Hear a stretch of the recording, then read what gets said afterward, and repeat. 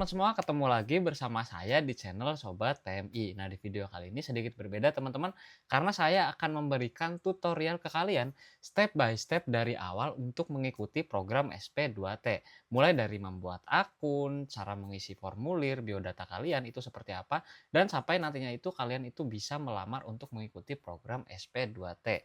Jadi saranku buat teman-teman jangan skip video ini atau bahkan kalian itu tontonnya setengah-setengah. Karena banyak sekali poin-poin penting yang akan saya sampaikan ke kalian, supaya kalian itu lebih mengerti gitu teman-teman.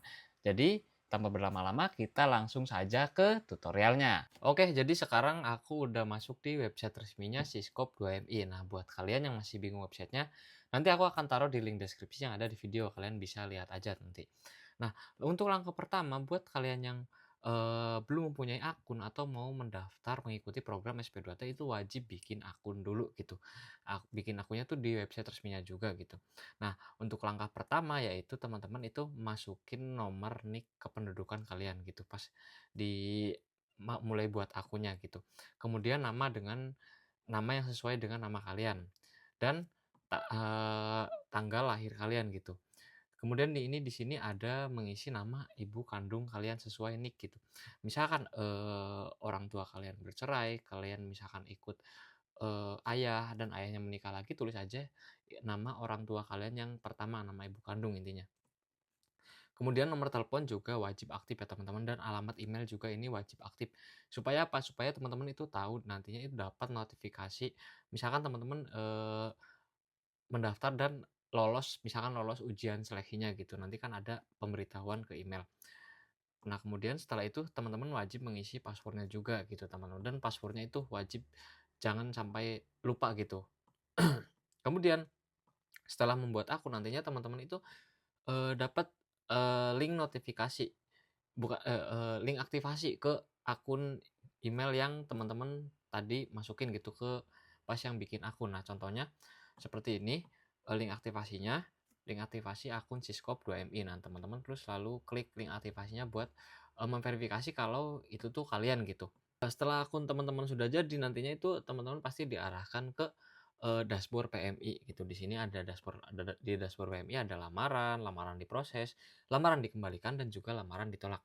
Tapi teman-teman jangan langsung, buru-buru buat, melamar gitu, melamar kerja atau mengikuti program SP2T. Nah, teman-teman itu wajib mengisi dulu, biodata-biodata yang ada di bagian profil, di sini profil saya, kemudian ke biodata atau CV, itu daftar riwayat hidup intinya. Nah, di sini teman-teman itu diminta untuk mengisi biodata-biodata kalian, data diri, mulai dari data orang tua, domisili tinggalnya itu di mana aja, dan, ini data keluarga itu buat teman-teman yang sudah menikah gitu. Di sini kan nanti, kelihatan ada hubungan keluarganya apa, suami atau istri gitu, ataupun anak gitu teman-teman. Kemudian setelah teman-teman mengisi data keluarga, diminta untuk mengisi data pendidikan terakhir.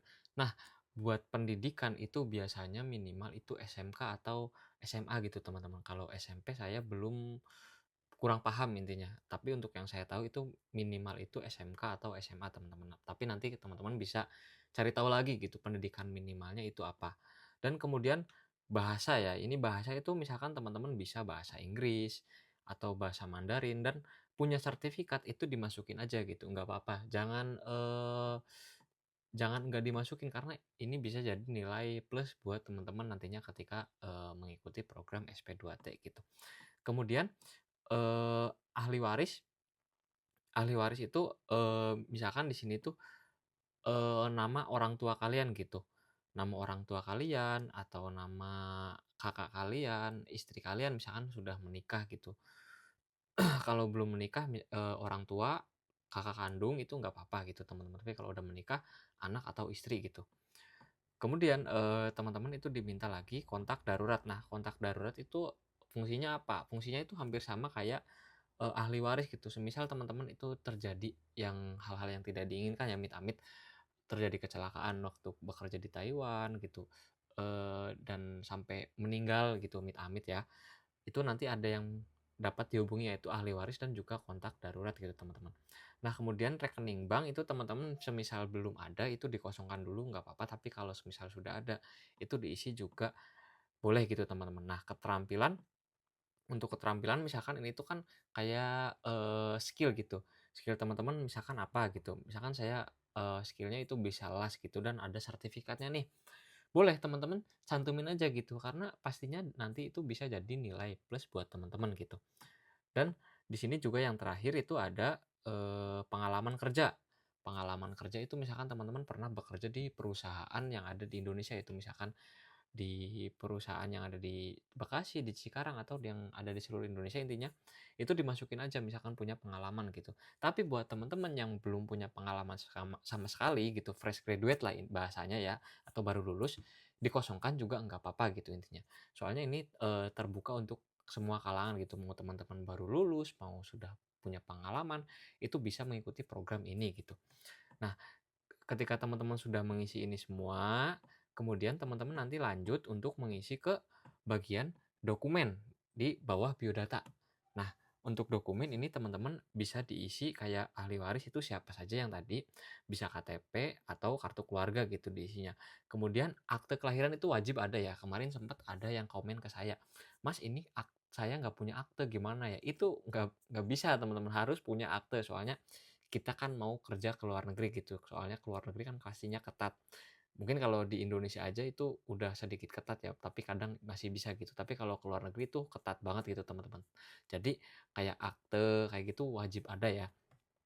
Nah kemudian, kayak misalkan asuransi Covid, misalkan teman-teman, vaksin gitu ya, belum vaksin, usahain teman-teman punya, eee, apa lupa saya, sertifikat vaksin kalau nggak salah intinya, vaksinasi Covid terakhir gitu. Nah, kemudian kan di sini ada misalkan kayak, buku pelaut, nah itu nggak usah, itu kosongin aja gitu, karena teman-teman jobnya bukan ke pelaut gitu.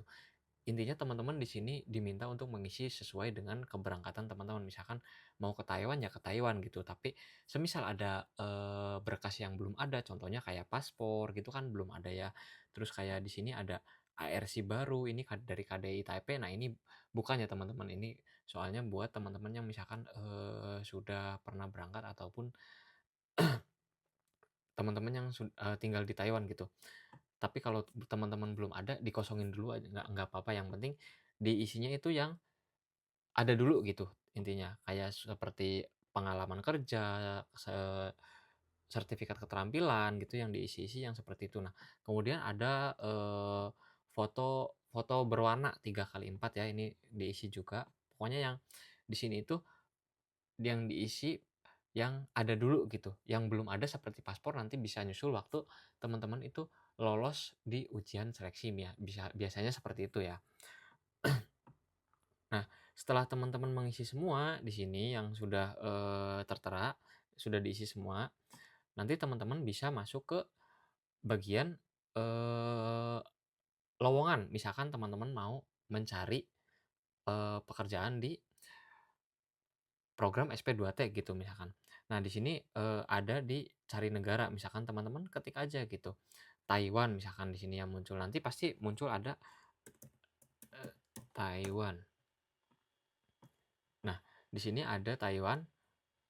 Nah, tapi di sini, yang teman-teman perlu ketahui, kalau program SP2T itu enggak terafiliasi dengan, PJTKI. Intinya SP2T itu cuma jalur pemerintah aja, jadi nggak ada, calo, dalam artian calo atau penyalur atau apa, tapi ini jalur pure dari pemerintah gitu, teman-teman. Jadi kalau ada orang yang nawarin, "Kamu mau ikut, SP2T nggak lewat saya?" Itu tolak aja, itu pasti dia itu misalkan oknum atau apa intinya. Karena SP2T itu cuma, resminya itu dari pemerintah gitu, nggak ada yang merekrut dari perorangan gitu, teman-teman. Nah, tapi yang perlu teman-teman perhatikan untuk program SP2T itu di sini kan ada contoh ya, Brata Karya Indonesia. Nah, ini tuh PJTK ya, teman-teman, ini bukan SP2T. Ini banyak teman-teman yang miskonsepsi nih.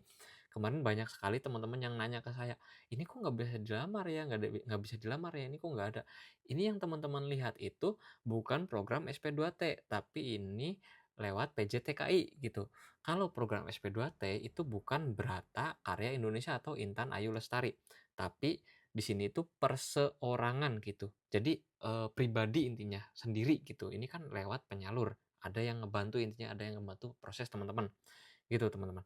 Nah, Nah, kalau saat ini berarti program SP2T itu masih belum ada gitu, masih belum dibuka. Jadi kalau ada orang yang nawarin, itu teman-teman harus hati-hati intinya gitu.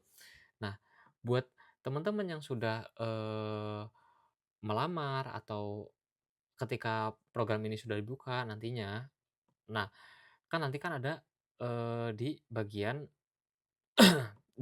dashboard PMI. Di sini teman-teman bisa lihat di dashboard PMI. Nah, kalian bisa lihat total lamaran kalian itu berapa, terus kemudian lamaran diproses berapa, terus misalkan teman-teman lamarannya ditolak pasti ada di sini gitu, bisa dilihat gitu. Atau di bagian pengumuman nanti ada di sini, misalkan pengumuman hasil seleksi tanggal 24 Juli 2025 penempatan calon pekerja migran Indonesia (CPMI). Nah, ini skema Special Placement Program to Taiwan atau SP2T gitu. Ini yang, gelombang kalau nggak salah antara gelombang satu kalau nggak gelombang 2 yang bulan awal gitu, bulan Juli. Dia tuh proses, dari Februari, Juli intinya. Nah, nantinya itu ada pengumumannya di sini ya, teman-teman. Nah, kemudian ketika, teman-teman mau melihat hasil seleksi, bisa diklik di hasil seleksinya gitu. Nah, di sini kan ada tuh namanya itu siapa aja, nanti pengajuannya. Nah, ini seleksi diterima statusnya. Teman-teman nanti bisa lihat di sini dari lamarannya diterima atau enggak, atau ditolak gitu, kemudian lolos atau enggaknya. Nah, nanti ketika teman-teman sudah lolos atau mengikuti seleksi, nah, kalian nanti pasti ke tahap pemenuhan dokumen gini. Nah, tahap pemenuhan dokumen tanggal lamaran tuh apa aja gitu ya. Nah, soalnya pemenuhan dokumen itu seperti yang saya bilang tadi, kayak paspor gitu kan teman-teman pasti belum ada. Nanti ada di tahap semisal teman-teman habis selesai seleksi gitu. Nanti ada misalkan habis tes wawancara ataupun tes skill atau nantinya teman-teman ikut pelatihan setelah itu ada pemenuhan dokumen seleksi buat seperti teman-teman memenuhi paspor yang atau yang lain-lain gitu, visa.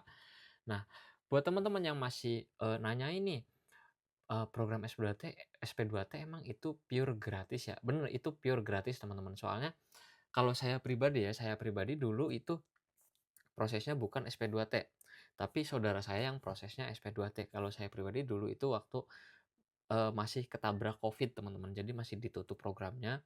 Kemudian, saya kebantu lah intinya saya, terbantu sama, keluarga gitu ya, buat berangkat ke sini yaitu lewat penyalur gitu. Jadinya dulu lewat penyalur dan lumayan mahal juga gitu, di angka 50 sampai 60 juta gitu berangkat ke sini ya.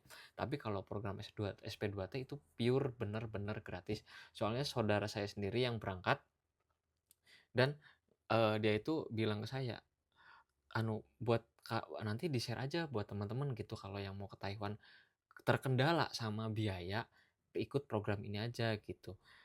Karena lewat, program SP2T itu bener-bener ngebantu banget dari segi biaya juga terjangkau gitu. Tapi yang perlu digarisbawahi itu dari segi biaya seperti teman-teman berangkat, ke kantor BP2MI, kan perlu ongkos buat di jalan atau buat makan gitu. Nah, itu ditanggung sendiri ya, itu bukan sama pemerintah, soalnya itu pribadi kan buat kita sendiri buat makan. Nah, kalau yang ditanggung pemerintah tuh kayak, paspor, medikal, visa, tiket pesawat, nah itu tuh ditanggung oleh pemerintah gitu. Atau nantinya misalkan teman-teman mengeluarkan biaya itu dikembalikan waktu teman-teman mau berangkat gitu, seperti saudara saya menyampaikannya seperti itu. Nah, jadi buat sekarang, mumpung, gelombang berikutnya belum dibuka, buat teman-teman saya sarankan untuk mengisi dulu formulir-formulirnya atau data-data diri teman-teman gitu. Biar nanti, sewaktu lamarannya sudah dibuka, teman-teman langsung bisa ngelamar gitu. Nggak perlu teman-teman itu terburu-buru atau, datanya belum siap-siap gitu. Jadi dari sekarang teman-teman bisa persiapkan dulu data-datanya atau data dirinya gitu. Oke teman-teman, jadi segitu aja tips dari saya. Semoga video ini bisa bermanfaat untuk kalian. Kalau kalian masih bingung, jangan sungkan untuk bertanya teman-teman daripada sesat di jalan gitu. Jadi sampai bertemu di next video dan salam Sobat TNI.